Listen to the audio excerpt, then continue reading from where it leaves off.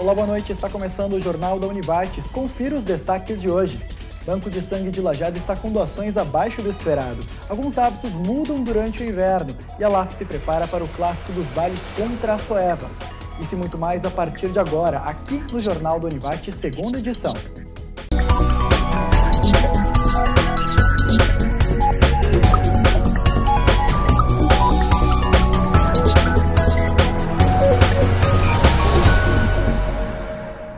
O Ministério da Educação liberou cerca de 138 milhões de reais para pagamentos de bolsas e auxílios dos programas Ciências Sem Fronteiras para a seleção de 2014.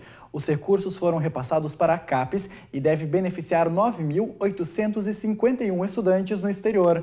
A maior parte dos recursos, 108 milhões de reais, vai para pagar despesas de 4.111 bolsistas de graduação sanduíche que estão nos Estados Unidos. A última seleção para o Ciências Sem Fronteiras foi em 2014 e os alunos selecionados embarcaram em 2015 para começar os cursos nas universidades estrangeiras.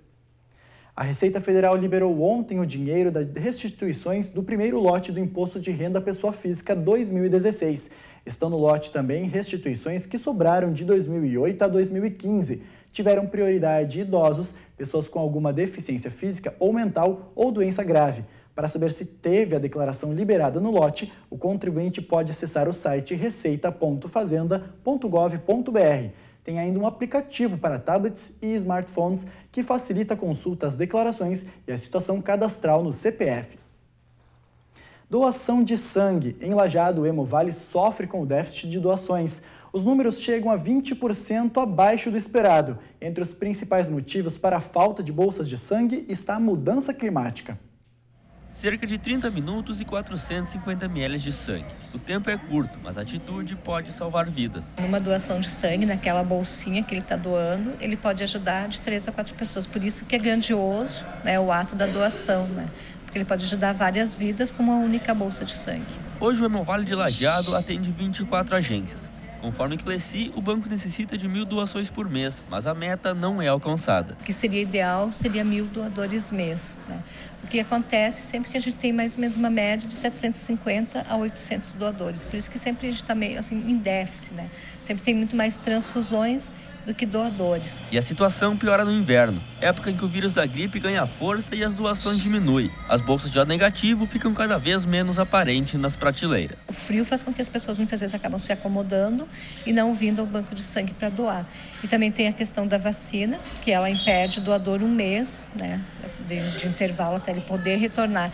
Então é sempre maio e junho é um mês mais difícil, né, mais complicado, porque por esses motivos acabam, né, diminuindo os doadores. E quem veio doar sangue foi a Samara. Essa é a primeira vez que ela doa. E o motivo é marcante. Samara se comoveu após prestar socorro a uma vítima de acidente de trânsito na BR-386. Eu acho muito importante porque tanto hoje pode ser essa pessoa está precisando, quanto amanhã pode ser eu, ou alguém que eu amo, ou alguém da minha família, né? Para fazer a doação é necessário ter idade entre 16 e 69 anos, pesar no mínimo 50 quilos e estar bem alimentado. É preciso respeitar o intervalo de doações, que é de 60 dias para os homens e 90 para as mulheres. Esse intervalo é para que o organismo dá um tempo para o organismo repor, né, a quantidade de hemácias que são retiradas. Então tem que respeitar esse intervalo para a gente não acabar prejudicando o doador. A Univates oferece 2 novos cursos técnicos para o próximo semestre. Técnico em Radiologia e Técnico em Alimentos são as 2 opções. Além desses, outros 14 cursos estão à disposição. As inscrições podem ser feitas pelo site www.univates.br/técnicos até o dia 4 de julho. A seguir a gente fala sobre hábitos de inverno. Não sai daí!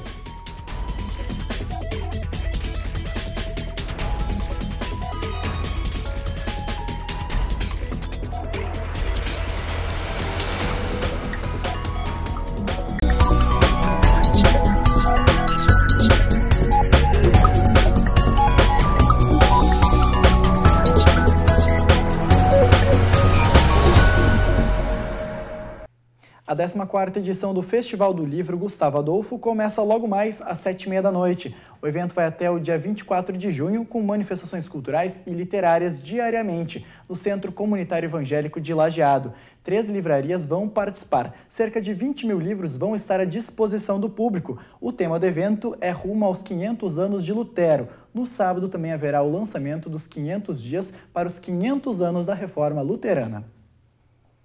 Até que hoje esquentou, mas os últimos dias foram marcados por temperaturas rigorosas. Com isso, os hábitos das pessoas mudam. Tem gente que acaba faltando à academia, algumas pessoas que comiam produtos gelados buscam o pinhão e também tem aqueles que usavam roupas mais leves e agora se obrigam a pegar o casaco.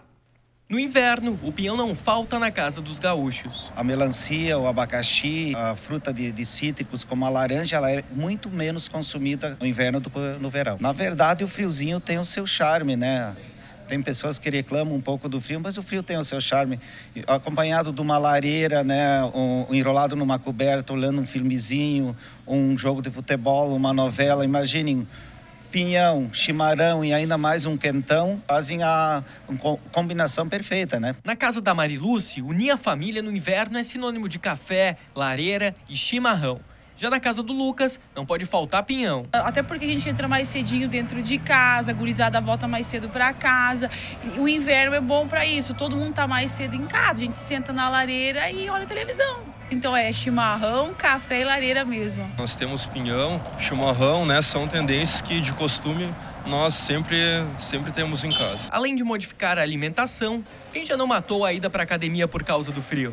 Pois é, pro Lucas, o inverno atrapalha as atividades físicas. Por causa do frio, o inverno é ruim de vir, aí é complicado. Cara, sempre tem um abaixo no inverno, né? Então isso é tradicional, é cultural. No inverno o pessoal costuma ficar mais em casa, costuma esconder um pouco mais, né?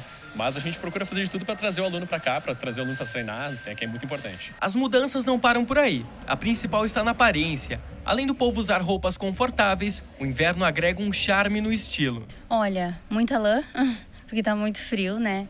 O inverno e conforto, né? O que a gente tem que ver que os clientes estão procurando é algo que esquente e que seja confortável. O inverno, além dele ser a gente usar mais roupas, ele é mais elegante. Eu acho que, principalmente para a área feminina, o vestuário feminino é mais elegante. A mulher consegue fazer mais sobreposições, então ela fica bonita e ao mesmo tempo quentinha. Os hábitos do inverno se alteram de pessoa a pessoa, na alimentação, no esporte ou na forma de se vestir. O importante, no fim, é aproveitar o inverno. A gente segue falando das baixas temperaturas, porque no início da semana, você viu aqui no Jornal do Univates o abrigo para as noites frias improvisado para os moradores de rua no ginásio Nelson Branquer. Agora a Prefeitura providenciou um novo espaço para acolhida. Uma casa na rua Júlio de Castilhos, no centro de Lajeado, foi alugada pela Prefeitura para abrigar temporariamente moradores de rua da cidade. A locação vai custar R$20 mil para o executivo. O espaço vai ser utilizado por 6 meses. Quem quiser pode doar colchões, cobertores, roupas, alimentos e produtos de higiene. A seguir tem previsão do tempo aqui no Jornal do Univates. Não sai daí.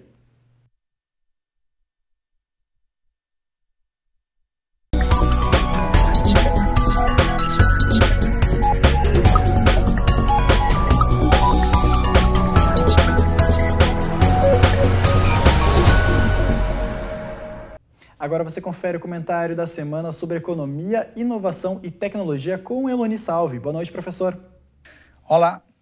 A economia brasileira continua a ter sinais de desaquecimento e, em decorrência disso, o desemprego também vem crescendo, já batendo na casa dos 11%. E dentro desta legião, desse número de desempregados, os jovens são os que mais sofrem. Os números mostram que em torno de 25% dos jovens até 25 anos estão desempregados. Ou seja, cada 4 jovens, 1 encontra-se desempregado. É um índice bem superior à média nacional, em torno de 11%. Os jovens estão com 25%. Isso tem algumas causas que às vezes são conhecidas, outras nem tanto. Uma delas é a chamada geração nem-nem. São os jovens que nem estudam e nem trabalham e nem têm qualquer ocupação de capacitação desse tipo de habilitação. Então, são jovens que estão fora do mercado de trabalho e fora do mercado de capacitação, de treinamento, de qualificação. E somado esse número em torno de uns 14, 15% de jovens nem, mais os 11% em média da população, nós chegamos aí aos 25%. Outro fator é que normalmente os jovens também têm menos qualificação para o trabalho, têm menos tempo de experiência e isto faz com que eles sejam normalmente os primeiros também a não serem contratados ou também até serem dispensados. E engrossando as fileiras justamente do desemprego. E o que prova isso é que o número de pessoas desocupadas ou desempregadas, à medida que a idade vai avançando, vem caindo. Os adultos e os mais velhos, próximos da idade de se aposentar, são os que menos perdem o emprego. Se a gente olhar exatamente a última faixa de idade próxima da aposentadoria, nós chegamos a um índice de desemprego de pouco mais de 3%. Então, realmente, as pessoas têm optado, as empresas têm optado por ficar com as pessoas mais experientes neste momento de dificuldade econômica.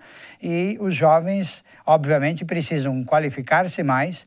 O governo precisa intensificar programas de qualificação dos jovens para que, no futuro, a gente tenha uma oportunidade mais abrangente para esses jovens que estão entrando no mercado de trabalho. Na próxima semana, voltamos com mais um comentário de economia ou de tecnologia. Obrigado, professor. O Arte na Praça da Matriz acontece no próximo domingo. O evento é organizado pela Associação dos Artesãos de Lajeado, com apoio da administração municipal. Essa vai ser a 4ª edição do Arte no centro da cidade. As atividades devem começar às 10 horas da manhã, com apresentações musicais. Além da venda de artesanato, vai ter recolhimento de lixo eletrônico e mateada com erva mate e água quente de graça para os participantes. Termina no dia 30 desse mês o prazo para o alistamento militar dos jovens nascidos em 1998 ou em anos anteriores que ainda não se alistaram. Só em Lajeado, 520 jovens devem se alistar. Em torno de 20% deve ser selecionado para o serviço militar. No Brasil, o serviço é obrigatório para jovens que completam 18 anos. A primeira inspeção vai ser em outubro e a complementar em fevereiro do ano que vem. Uma unidade móvel do Sebrae vai estar em Fazenda Vila Nova no dia 13 de julho. O objetivo é orientar e dar assessoria a micro e pequenos empresários da cidade para melhorar negócios de forma eficaz. Interessados em empreender também podem buscar a consultoria, que acontece de graça no veículo itinerante que vai estar em frente ao prédio da Prefeitura. Agora a gente fala de previsão do tempo. Amanhã um ar mais seco e frio ingressa de forma gradativa no estado. Ao longo da sexta-feira o sol aparece com nebulosidade variável. Em Lajeado a temperatura fica entre 9 e 16 graus. Já em Arvorezinha entre 7 e 14 graus. Na cidade de Progresso a mínima deve ser de 8 e a máxima de 15 graus. Depois do intervalo a gente fala sobre esporte. Nós já voltamos.